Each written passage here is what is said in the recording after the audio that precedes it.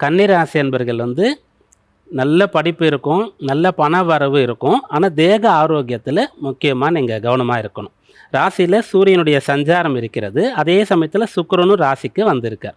சுக்கிரன் ராசியில வரும்போது பலம் இழக்கிறார். அவர் வந்து நீச்சம்ன்ற ஒரு நிலையை அடையிறாரு.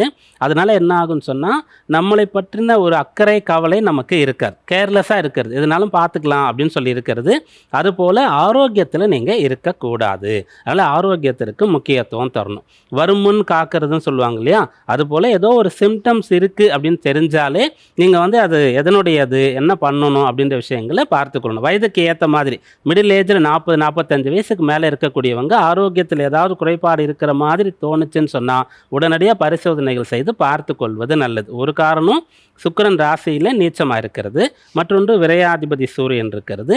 சனி வந்து இந்த சூரியனையும் ராசியும் பார்த்து கொண்டு இருக்கிறதுனால, ஆரோக்கியத்தில நீங்க கவனம் எடுத்துக்கொண்டா போதுமானது. மற்ற விஷயங்கள் அனைத்தும் உங்களுக்கு சிறப்பாக இருக்கும்.